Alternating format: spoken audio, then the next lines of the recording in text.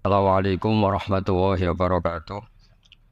Waalaikumsalam warahmatullahi wabarakatuh. Bismillahirrahmanirrahim. Rabbi shrah li sadri wa yassir li amri wahlul 'uqdatam min lisani yafqahu qawli. Allahumma shalli wa sallim wa barik ala sayyidina Maulana Muhammadin wa ala alihi wa sahbihi ajmain amma ba'du. Idul Adha itu dari kata id, itu kembali banyak nikmat atau terulangnya nikmat-nikmat yang diberikan oleh Allah Subhanahu wa taala. Kemudian Al-Adha ini banyak yang mengatakan terkait dengan ibadah penyembelihan kurban disebut Idul Adha atau Idul Kurban. Saya cerita sedikit tentang sejarah Idul Adha. Dulu ada seorang malaikat yang menjelma sebagai manusia dan beliau ini komunikasi dengan Nabi Ibrahim. Sebelum saya cerita jauh, saya katakan juga saya ingatkan lagi bahwa cara berpikir kita sebagai mukmin itu harus berpikir awal al-khilqah. Awal kita dijadikan oleh Allah Ta'ala, yaitu Nabi Adam materinya dari tanah, nyatanya bisa jadi Nabi Adam. Kita dari sperma, nyatanya bisa jadi manusia dengan konstruksi yang sempurna. Dengan cara seperti ini nanti bayangkan kekuasaan Allah yang tidak terbatas menjadi mudah. Saya teruskan, si malaikat tadi tanya ke Nabi Ibrahim, saya minta kambing kamu. Oh ya silahkan, asal kamu melantunkan kalimat tasbih. Terus dibaca tasbih, indah sekali, merdu. Terus bisa minta tambahan kambing? Ya, sampai beberapa kali. Demi Allah, ini baru kambing, baru hewan. Andaikan anak saya pun, kalau demi Allah saya kurbankan. Singkat cerita, versi riwayat ini, suatu saat Nabi Ibrahim diuji dengan dimintanya anak untuk dikurbankan. Ketika beliau atas nama seorang bapak agak keberatan, terus diingatkan ulang oleh Allah Ta'ala, janji beliau, demi Allah, anak pun saya kurbankan. Walhasil akhirnya beliau melakukan itu. Dan karena Allah hanya menguji, tidak niat betulan supaya anak itu disembelih, akhirnya diganti oleh kambing. Jadilah tradisi kurban itu pakai kambing. Kemudian secara fikih ada padanan-padanan yang cukup menggantikan kambing, yaitu ada sapi, ada unta, dan seterusnya, dan seterusnya. Yang menarik dari sekian referensi yang saya baca, dan ini harus disosialisasikan lah. Sebagian versi itu adalah bahwa Nabi Ibrahim ketika diangkat di alam malakut, di alam langit sana, itu ketemu Allah, kemudian Allah tanya, Ibrahim, banyak hamba-hambaku yang durhaka, tidak tahu saya sebagai Tuhannya. Terus kata Ibrahim, usul ya Fa'amidhum, bunuh saja ya Allah. Setelah itu tanya lagi, ada yang pezina, ada yang koruptor, ada yang pokoknya dosa-dosa yang buruk sekali. Dan di semua itu Nabi Ibrahim usul, mereka hidup di bumi engkau ya Allah, makan rezekimu ya Allah, maka mereka enggak sopan sekali, enggak ngerti engkau. Terus singkat cerita minta itu diadab, siksa. Suatu saat versi referensi ini di kitab Hikam, kalau di kitab saya halaman 15 juz 2, suatu saat Nabi Ibrahim itu diminta sama Allah menyembelih Ismail. Citra ini penting sekali. Setelah disuruh menyembelih Ismail, Nabi Ibrahim komplain, ya Allah, ini anak saya, samratu fuadi, buah hati saya, kenapa engkau seenaknya minta saya sembelih? Gitu. Gak bisa ya Allah, ini samratu fuadi, buah hati saya. Terus kata Allah, orang-orang yang durhaka yang kamu usulkan supaya saya bunuh itu hamba saya menciptakan mereka, dan saya mencintai mereka, karena itu ciptaan saya. Anda enak saja usul saya matikan, saya bunuh. Sekarang ketika Anda usul, saya tidak mikir, kenapa ketika saya usul kamu mikir? Terus akhirnya Nabi Ibrahim mau oke ya Allah. Terus setelah itu, terus semenjak itu Nabi Ibrahim itu begitu sayang sama hamba-hambanya Allah. Sehingga dari cerita yang paling masyhur, ketika Abu Bakar As-Siddiq begitu lemah lembut sama hamba-hamba Allah yang lain, Nabi Muhammad mensepadankan dalam hal ini sama Nabi Ibrahim, hati kamu sehalus Ibrahim. Yaitu Nabi Ibrahim, beliau akhir-akhir punya komitmen, faman tabi'ani fa innahu minni wa man asani fa innaka ghafurur rahim. Ya Allah, orang yang ikut sunnahku maka jelas bagian dari saya. Dan yang sedang durhaka, wa man asani, saya harapkan fa innaka ghafurur rahim. Engkau Maha Pengampun, Maha Penyayang. Semenjak itu menjadi sunnatan mutaba'ah bahwa agama ini agama rahmatan lil alamin, bahwa melihat kemungkaran, melihat kebodohan, ketimpangan, itu komitmen kita ini membenahin, bukan menghabisin. Melihat kesalahan, komitmen kita ini in uridu illal islaha mastata'tu. Komitmen kita ini ingin lebih baik, bukan mengacaukan dunia ini. Semenjak itu terus syariat-syariat Islam disebut anit tabi millata Ibrahim Hanifah, bahwa kita mengikuti millahnya Ibrahim.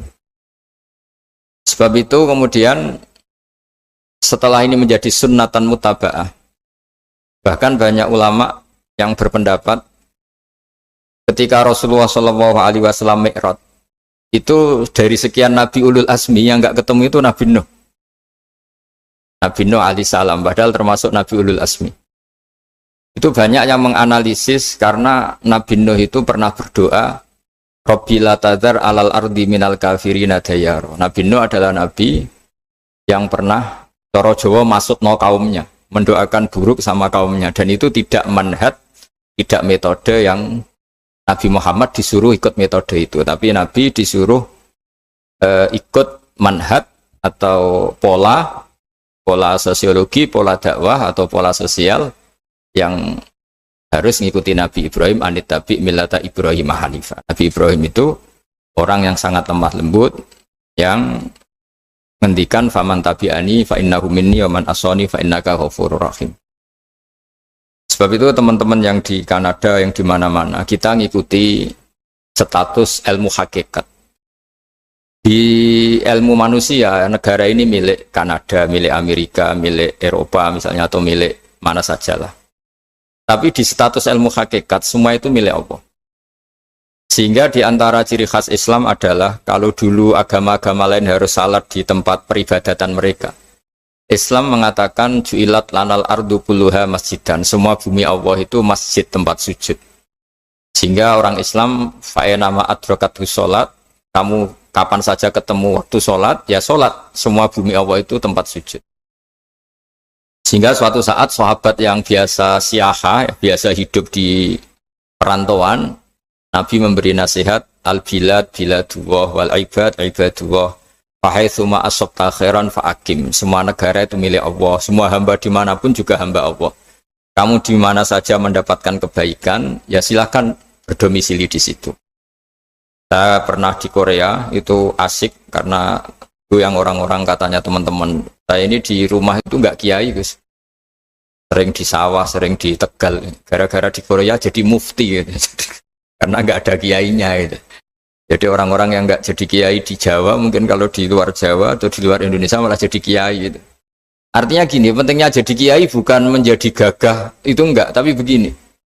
Dulu bawaannya rakyat itu kan kalau ke masjid komplain, ada masjid bocor, kayak ada keran yang kurang baik. Tapi kalau sudah jadi kiai itu tahu rasanya. Betapa nata masjid itu susah, ngelola masjid itu susah, nyari imam itu juga susah, melanggengkan jamaah juga susah. Jadi pentingnya jadi kiai itu bukan gagah-gagahan jadi imam, tapi bertanggung jawab atas proses yang berjalan. Jika dulu di antara nasihat bapak saya, bapak itu termasuk orang yang nggak suka sama orang tawadhu, orang yang sopan. Dulu saya juga iskal itu janggal. Kata bapak, wong tawadhu itu apik, orang sopan itu baik. Tapi biasanya itu cara orang menghindari tanggung jawab. Disuruh jadi kiai nggak mau. Tapi kalau ada kiai salah komplain itu. Disuruh jadi menteri nggak mau, kalau ada menteri salah komplain itu. Disuruh jadi apa nggak mau. Kesannya tawadhu, tapi sebenarnya hanya menghindari tanggung jawab. Disuruh pidato nggak mau, disuruh jadi MC nggak mau. Tapi kalau ada orang salah komplain itu. Jika kata bapak tawadhu itu baik, asal tawadhu betul itu. Tapi kebanyakan nggak, tawadhu itu menghindari tanggung jawab sambil cari salahnya orang lain. Nah ini yang tawadhu yang akhirnya kurang baik. Nah teruskan, jadi Nabi Ibrahim ini panutan yang luar biasa. Beliau adalah orang yang alami sekian proses sosial yang akhirnya diakui sebagai Khalilur Rahman, orang yang sangat dicintai Allah Ta'ala. Di antara sebab dicintainya Nabi Ibrahim adalah seperti yang dialami Nabi Adam. Nabi Adam ketika turun di bumi, itu keresahan pertama itu bukan karena kurang makanan atau kurang minuman, itu enggak. Beliau turun di bumi mendapati bangsa yang lain, kalau dalam kitab disebut Banul Jan. Itu dia janggalnya, Masya Allah. Ini orang makhluk-makhluk ini kok tidak kenal sama Allah yang menciptakannya. Kan aneh ya kalau kita hidup di Kanada terus nggak tahu PM-nya siapa, Perdana Menterinya siapa. Kita hidup di Indonesia nggak tahu presidennya siapa. Itu kan aneh. Kita hidup di kampung nggak ngerti lurahnya siapa aja aneh. Ini hidup di buminya Allah kok tidak tahu Allah itu siapa. Nggak pernah menyebut Allah. Padahal harusnya yang paling dikenal pertama itu ya zat yang menciptakan kita, menciptakan langit bumi dan sebagainya. Sehingga beliau itu brutu itu komplain. Ya Allah, ini enggak fair dunia ini, engkau yang menciptakan, engkau yang memberi rezeki, kemudian mereka tidak kenal engkau. Ini kata Nabi Adam alaihissalam. Barokahnya komplain itu, jadi komplain itu yang diridhoi Allah juga banyak.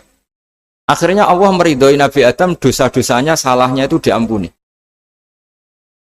Ya ukuran seorang nabi beliau dianggap salah itu diampuni karena keresahan beliau itu takut Allah nggak dikenal. Nah, masjid yang di Kanada di Montreal juga ketakutan kita ini jangan sampai orang Islam tidak punya tempat ibadah. Meskipun setelah punya tempat ibadah, ketakutan kita jangan-jangan ibadahnya tidak sesuai sunnah Rasul. Setelah sesuai sunnah Rasul kita takut lagi, jangan-jangan memaksa sesuai tapi karena ingin benar. Dan setelah ingin benar, takutnya secara tasawuf ngimani kebenaran itu. Bukan ngimani rahmatnya Allah, tapi ngimani kebenaran itu. Akhirnya jadi ujub. Ujub itu bangga amal diterima karena kebaikannya, bukan karena fadlnya Allah, karena anugerah. Nah, ketakutan-ketakutan ini khas orang soleh. Orang soleh itu kalau nggak sholat takut. Setelah sholat takut nggak sesuai syarat rukun. Setelah sesuai semua takut iktimat alal amal. Membanggakan kebenaran, tapi bukan membanggakan luasnya rahmatnya Allah Ta'ala. Sehingga di luar ilmu fikih ada ilmu namanya ilmu tasawuf, ilmu yang mengelola hati. Jadi ibarat orang itu, kalau yang paling masyhur dalam cerita-cerita orang sufi, ada orang sudah masuk surga karena tidak pernah dosa sama sekali. Ini cerita-cerita yang melegenda di dunia tasawuf. Tanya Allah, kenapa kamu masuk surga? Karena saya taat terus Allah, nggak pernah maksiat sama engkau. Berapa lama kamu hidup di dunia? 80 tahun. Ya sudah, karena taat kamu 80 tahun, ya surga kamu 80 tahun. Ya komplain, ya Allah katanya surga selamanya, kenapa ini hanya 80 tahun? Yang selamanya itu rahmat saya, kalau amal kamu kan terbatas 80 tahun, maka balasannya hanya 80 tahun. Nah semenjak itu beliau sadar, oh ya Allah, masuk surga itu fadlmu, anugerahmu, amal saya tidak ada bandingannya dengan surgamu. Nah ini jadi sehingga keyakinan ahli sunnah wal jamaah diantara ciri khasnya adalah masuk surga itu karena fadlnya Allah, karena anugerahnya Allah. Maksudnya itu, oke, kita amal, tapi amal kita tetap terbatas. Tidak memberi kontribusi pada kerajaan Allah, pada kedikjayaan Allah sebagai Tuhan. Yang tidak terbatas adalah fadlnya Allah Subhanahu wa Ta'ala. Nah, keresahan-keresahan ini kemudian yang diwariskan oleh para nabi ke ulama-ulama. Di keresahannya ulama itu mirip-mirip keresahan nabi. Nabi dulu itu sampai dakwah, sampai sosialisasi kebenaran itu takut Allah itu la yuzkaru fi mulki, Allah tidak disebut, tidak menjadi aktor. Kan tidak fair kita misalnya nempat di negara orang terus nggak tahu duta besarnya siapa, terus kalau ngurus paspor di mana, ngurus visa di mana. Ini sama, kita hambanya Allah tapi nggak pernah ngurus status kehambaannya. Harusnya kita ngurus status kehambaan kita dengan sholat, berarti kehambaan kita hidup. Dan baca tasbih berarti kehambaan kita hidup. Makanya dalam sebuah ayat disebutkan masuk surga itu gampang, yang susah itu kamu masuk status kehambaan itu. Makanya disebut ya aja Tuhan nafsul mutmainnah irji'i ila rabbiki radiyatan mardiyah. Pertama apa? Fadkhuli fi ibadi.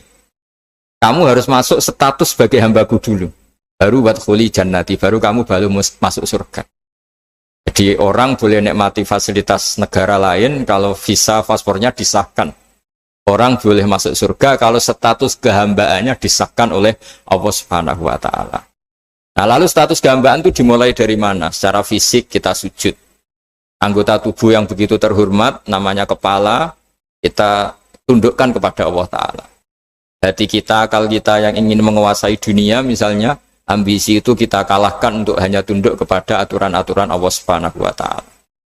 Kekhawatiran kita akan menghadapi alam akhirat, nah ini yang penting. Nanti setelah kita mati kayak apa, jadi debu, jadi tanah, lalu bangkit kita gimana? Sebagaimana mukadimah saya, ingatlah an-nas atil ula. Ingatlah penciptaan pertama, bahwa Allah punya reputasi menciptakan Nabi Adam dari tanah, dan di tubuh Nabi Adam itu tersimpan calon generasi berikutnya ila yaumil qiyamah. Kayak apa susahnya bikin Nabi Adam kalau andikan kita boleh berpikir. Bikin satu master manusia yang akan melahirkan manusia seluruh dunia. Ibaratnya chipnya itu sudah ada di punggung Nabi Adam. Dan itu materinya dari tanah. Dengan berpikir gitu, maka ketika kita meninggal, sudah jadi tanah, kembali lagi jadi manusia adalah hal yang mudah. Karena Allah punya reputasi menciptakan manusia super, yaitu Nabi Adam dari tanah. Jika setiap kali kita iskal janggal terhadap kekuasaan Allah, kata Allah Ta'ala, Qul yuhyihalladzi ansha'aha awwala marrah. Kalau kamu janggal terhadap kemampuan saya, kemampuan kami menghidupkan tulang belulang yang sudah rapuh, sudah hancur, maka ingatlah reputasi saya, kata Allah, reputasi kami menciptakan Adam dari tanah. Ya, para nabi itu, ini semoga teman-teman yang di Kanaja masih ingat betul iman yang dilatih para guru kita di Jawa, di Indonesia. Para nabi itu saking imannya sama Allah, itu tidak ada, sampai kasarnya itu nggak tahu bedanya antara hal itu masuk akal maupun tidak. Saya beri contoh begini, kalau dalam ilmu tauhid, dan ini harus kita latih terus sampai ketemu Allah Ta'ala. Ketika telur jadi ayam, itu sebetulnya itu kita juga tidak ikut mampu bikin telur jadi ayam. Tapi berhubung sering terjadi, kita bilang telur jadi ayam itu mungkin. Mungkin itu ya mungkin sering terjadi. Padahal sering terjadi ini juga tidak yang jenis kita ikut berkontribusi. Lalu ketika sering terjadi ini kita bilang itu mungkin. Padahal saat kita bilang mungkin, juga hakikatnya kita tidak ikut menciptakan telur menjadi ayam. Lalu karena seringnya telur jadi ayam, kita bilang telur jadi ayam itu mungkin. Mungkin itu gak muhal. Begitu juga bebijian, nanti jadi pohon besar, yang rindang, yang berbuah, kita katakan mungkin. Kenapa kita katakan mungkin? Karena itu sering terjadi. Toh kita pun tidak ikut menciptakan biji jadi pohon besar, telur jadi ayam. Artinya apa? Zaman sesuatu itu sering terjadi, kita pun sebetulnya tidak pernah ikut menciptakan. Hanya menyaksikan sering, terus kita bilang itu mungkin. Tapi kita tidak memberi kontribusi sama sekali. Semua itu karena kudrohnya Allah, kemampuan Allah. Lalu ketika ada orang yang bilang batu ini bisa melahirkan unta, kita bilang muhal, batu itu tidak mungkin melahirkan unta. Tapi kalau seorang nabi itu nggak tahu bedanya antara batu melahirkan unta dengan indukan unta melahirkan unta. Karena nabi-nabi itu makomnya sudah sangat tinggi. Ketika unta induk melahirkan unta juga tidak atas kemampuan unta induk. Unta induk tidak punya kemampuan menciptakan unta. Juga karena kudrohnya Allah Ta'ala. Jika kalau batu mengeluarkan unta juga mungkin kalau Allah menghendaki. Hingga ketika Nabi Soleh diminta kaumnya, apa bukti engkau Nabi? Tunjukkan ayat kalau engkau Nabi. Yang kamu minta apa? Seekor unta keluar dari batu besar ini. Nabi Soleh dengan entengnya berdoa sama Allah dan keluarlah unta keluar dari batu. Nah itu makom yang paling tinggi. Makom paling tinggi itu kita mendudukkan Allah sebagai zat yang tidak terbatas kudrohnya.